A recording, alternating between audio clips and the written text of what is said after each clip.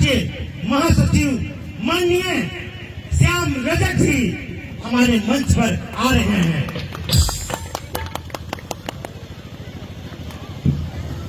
सम्मानित भारतीय आरोग्य कल्याण महासंघ के अध्यक्ष श्री उजेंद्र कुमार जी, रमेश काजी जी, विमलेश काजी जी, केंद्रीय समिति के दयाशंकर पटवारी जी, राजदेव राजी जी, केंद्रीय उपाध्यक्ष भाई राजेश गढ़वाल जी, वाल्मीकि प्रसाद, उमेश प्रसाद, सदस्य दिनेश कुमार, रत्नेश कुमार, भारत भूषण,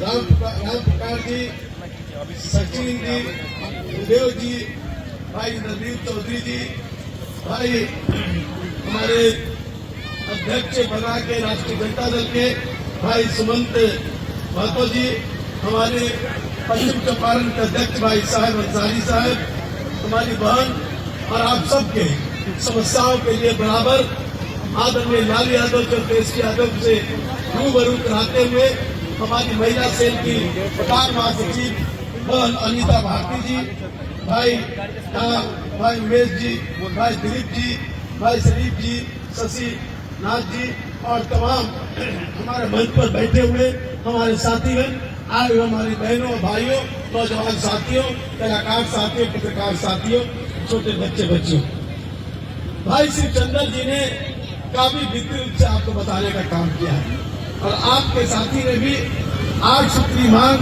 रखने का काम किया है और इन बातों को कहने का काम किया है। तो इन बातों को कहने से पहले मैं सबसे पहले आप तमाम लोगों के प्रति बहुत बहुत आभार और धन्यवाद देना चाहता हूँ। आप लोगों ने जिस तरह थारू समाज की संस्कृति की आगे बढ़ाने के लिए, उसकी रक्षा के लिए, उसकी उन्नति के लिए आप लगातार हर साल 8 तारीख को आप थारू महोत्सव मनाने का काम करते हैं। आप अपने सांस्कृतिक विरासत को अपने जो बच्चे बच्चियां हैं, जो आने वाली पौध है, उसको परिचय कराते हैं ताकि आपकी जो संस्कृति है, जो आपकी जो संस्कृति है, आपकी जो भावना है, उससे वो रूबरू हो और उसमें किसी तरह की छटन नहीं हो, किसी तरह की दिक्कत नहीं हो और आगे बढ़ने का काम करें।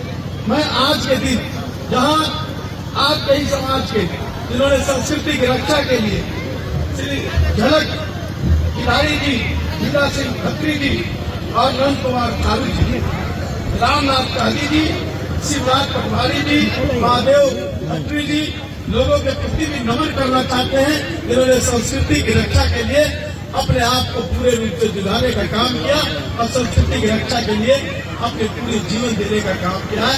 उनके प्रति नमन करना चाहते हैं। साथियों, ये सांस्कृतिक महोत्सव सिर्फ गाना बजाना नहीं है, बल्कि इस बात का एहसास कराना है कि जो हमारी संस्कृति, हमारे पूर्वजों ने, हमारा हजारों वर्षों का इतिहास है थारू समाज का, और वो इतिहास है समाज में, देश में लोगों को देने का काम आपने किया है। समाज में जब जब संकट आया है, थारू समाज में गिरा करके देश को, समाज को, राष्ट्र को बचाने का काम, उसकी रक्षा करने का काम किया है।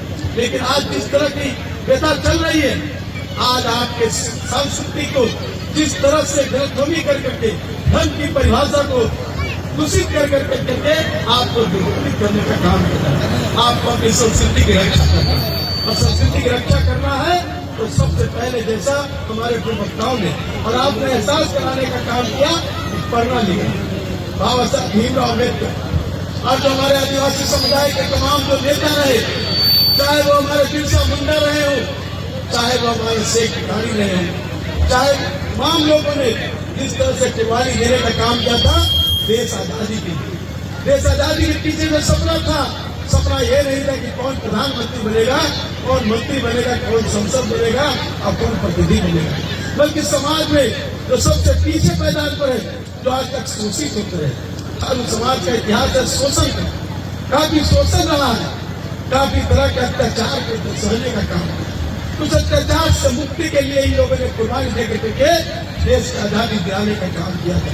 लेकिन 75 साल की आजादी के बाद भी आज जब अपनी मांगों को रखने का काम कर रहे हैं और कहने का काम कर रहे हैं, क्योंकि हमारे पूर्वजों ने कहा, डॉक्टर लोहिया ने कहा, जिसकी जितनी आबादी उसकी उतनी हिस्सेदारी।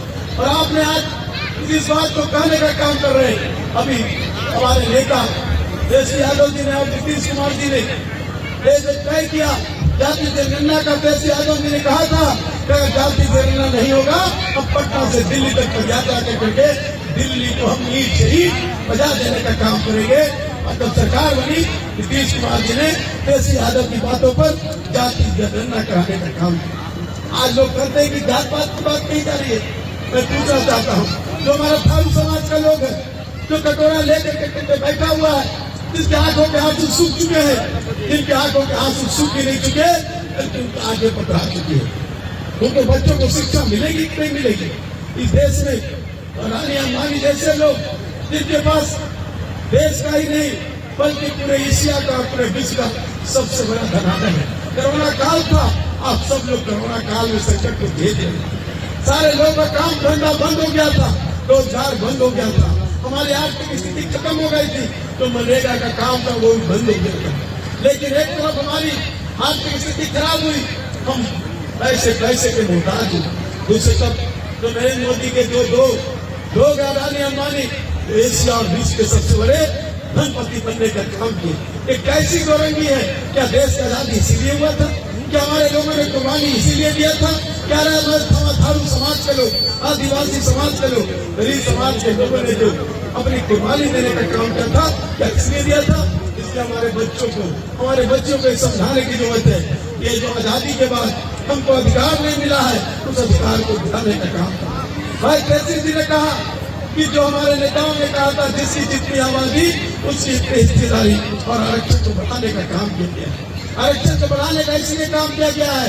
मैं पूछना चाहता हूँ, जो लोग कहते हैं कि जात का जब पता करने का काम करो, मंदिर में बैठे हुए लोगों की कितनी आर्थिक स्थिति है, और मंदिर के बाहर बैठे हुए लोग जो कटोरा लेकर के खड़े हैं उनकी कितनी आबादी है। यही तो जातीय जनगणना का ये उद्देश्य था। यही तो देश था कि हमारे लोग जो इस वर्ग के हैं, उस वर्ग की क्या आर्थिक स्थिति है, क्या शैक्षणिक स्थिति है। हमारी आरक्षण है, लेकिन आरक्षण के आधार पर जिसकी आबादी 3%, वही देश के 90% हिस्सा लेने का काम करता है। हमारे न्यायपालिका में एक भी हमारे आदिवासी, एक भी दलित, गिन करके शायद एक भी नहीं, एक भी जज नहीं है।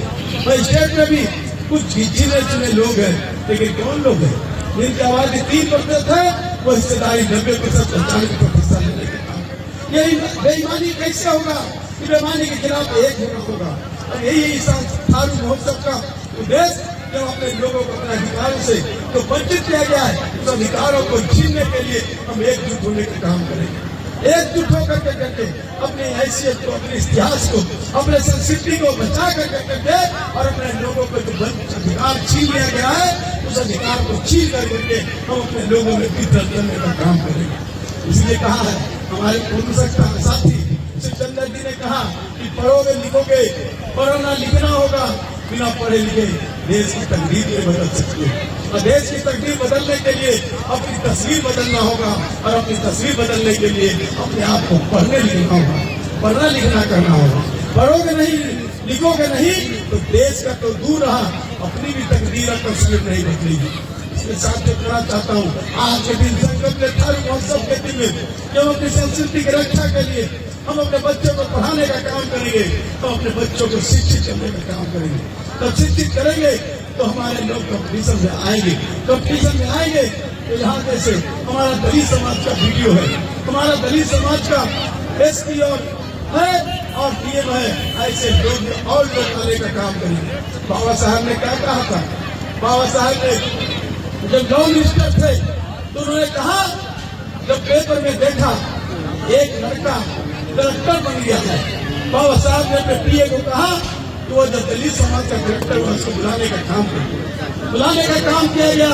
और उनसे कहा गया कि तुम कहाँ रहते थे? कहा कि एक झोपड़पट्टी में हमारा परिवार रहता था।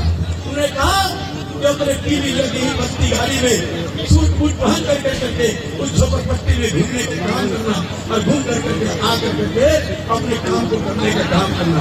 तो कलेक्टर ने कहा कि इससे क्या होगा? बाबा साहब इससे क्या होगा? उन्होंने कहा कि वो सोचेगा कि हमारे ही झोपड़पट्टी का बच्चा पढ़ लिखा तो पढ़ लिख के कलेक्टर बना है, तो अपने बच्चों को भी पढ़ाने का काम करेंगे और ये लोगों में तीव्रता आएगी, ये लोगों में जोश आएगा और लोग पढ़ने का काम करेंगे। मेरा कहने का मतलब है क्या नामुमकिन लोग हैं हमारे अफसर और नामुमकिन लोग हैं हमारे शिक्षक, लेकिन अगर सब लोग शिक्षित होने का काम करेंगे तो समाज में परिवर्तन करने का काम करेंगे। हमारे पूर्वजों ने जो अपना इतिहास देने का काम किया है, हमारे पूर्वजों ने कुर्बानी देने का काम किया है अपनी संस्कृति की रक्षा के लिए, नंद कुमार ठाकुर ने, हमारे झमक हिरारी ने और जो हमारे हीरा सिंह खत्री ने और जो हमारे यहाँ कुमारी जी और गांधी जी ने ऐसे लोगों की शांति के लिए, ऐसे लोगों के जो मंजिल पर नहीं पहुंचा है, जो पड़ाव पर पड़ा हुआ है, जो उनकी उम्मीदें उस पड़ाव को मंजिल तक पहुंचाने का काम करेंगे। यही थारू महोत्सव का उद्देश्य होगा। तो आपने कहा बना दिया तो लड़ाई लड़ते रहे इसका। लोकसभा में आपका उम्मीदवार नहीं है, लोकसभा में आपका प्रतिनिधि नहीं है। अगर लोकसभा में आपका प्रतिनिधि होता, लोकसभा में आपके सोचने वाले प्रतिनिधि होते तो बना अधिकार जो कानून है उसको लागू कराने का काम होता।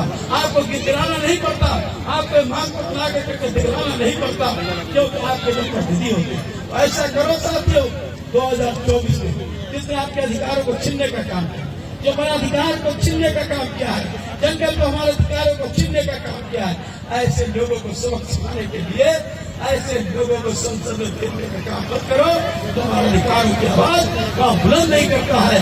ऐसे लोगों को भेजने का काम करो तो तुम्हारे अधिकारों के लिए लड़ाई लड़ने का काम करेगा। यही हम आपसे कहना चाहते हैं।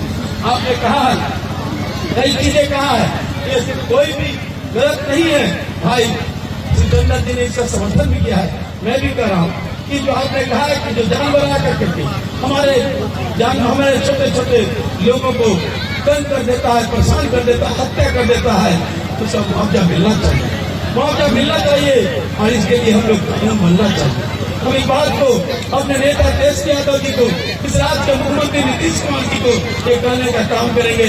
ये जेन्युइन अधिकार, जेन्युइन काम है, हम जीवन में लेते हैं। मानव की रक्षा करना सरकार का काम है, हर व्यक्ति की सुरक्षा करना सरकार का काम है। अगर कोई जानवर जंगल से आकर के हमारे लोग को हत्या करता है, उसकी सुरक्षा करना सरकार का काम है और उसकी हत्या होती है उसको मुआवजा भी देना और उसके परिवार के लोगों की सुरक्षा करना, उसको आर्थिक स्थिति से मदद करना, ये सरकार की जिम्मेवारी है। कोई नहीं है हम नहीं, बल्कि अधिकार है। संविधान में सबको जीने का अधिकार है, सबको अधिकार है। उस अधिकार का हनन हो रहा है, उस अधिकार के तहत कानून बनना चाहिए, नियमावली बननी चाहिए। इस बात को कहना चाहते हैं। आपने कहा है जंगल, आपने कहा कि भारी तक भी हमको रहने का काम है, ये तो अधिकार है हमारा। कई दिनों से, कई वर्षों से लड़ाई चली आ रही है, कई वर्षों से लड़ाई चली आ रही है। चिपको आंदोलन बहुगुणा जी लड़ाई लड़ रहे हैं पूरे मध्य प्रदेश में, छत्तीसगढ़ में। और वो लड़ाई क्या था? जंगल को बचाने के लिए। जंगल में जो हम रहते हैं, जंगल में हमारा अधिकार है, जंगल का हमारा अधिकार है। हम अगर इतिहास में जाना चाहें, बहुत लंबी बात होती है। हम लोग सब लोग जो लोग थे, अनार्य लोग, जंगल के आदिवासी लोग, वो पूरा देश जंगल था और जंगल में आराम से रहने का काम करते थे। लेकिन बाहर के आदिवासी लोग आए, आदिवासी ने आकर हमको रहने का काम किया और हम जंगल को सिमटते गए और जंगल कटते गया और कटते गया, बड़े लोगों को गिरा और बड़े लोग आलिशान बंगले मिलते गए। तो हमारा अधिकार को हनन उन लोगों ने किया है और आज हमारे अधिकार को जो हनन कर रहे हैं और हमको जंगल में भी हमको सुरक्षा नहीं मिले, ये कानून बनना चाहिए। कानून है लेकिन कानून का सही रूप से उपयोग नहीं हो रहा है। इस सवाल को कहना चाहिए, जब कहना चाहते हैं साहब। देश यादव जी इसके लिए बहुत चिंतित है कि आदिवासी समाज के लोगों को कैसे आगे बढ़ाया जाए। हमारी सरकार लालू यादव जी ने, राष्ट्रीय जनता दल ने और देश यादव जी ने सुमन महतो को अध्यक्ष बनाने का कहा कि इस अधिकार देना चाहिए हमारे थारू समाज के लोग। क्यों नहीं हमारा अधिकार मिलेगा? क्यों नहीं उसकी हिस्सेदारी मिलेगी? श्री हेमरम का नाम शिवचंद्र जी ने लेने का काम किया। श्री हेमरम को आयोग का बनाने का काम किया गया। ये अधिकार का मैं ये भी कहता हूँ कि सब कुछ मिल गया, और भी मिलना चाहिए, और भी हिस्सेदारी मिलना चाहिए, लेकिन जो शुरुआत देश की आजादी ने, जो राजनीति ने जो शुरुआत की है, वो एक बड़ा ही सार्थक है, बड़ा ही सकारात्मक है। इससे आप विश्वास रखिए। राष्ट्रीय जनता दल भारत समाज के लिए हर तरह से चिंतित रहती है, हर तरह से आगे बढ़ने का काम। अनिता भारती जी बराबर हम लोग रहते हैं लालू जी के पास, देश जी के पास जाती है, जाकर करके यहाँ भारत समाज के लिए चिंतित रहती है।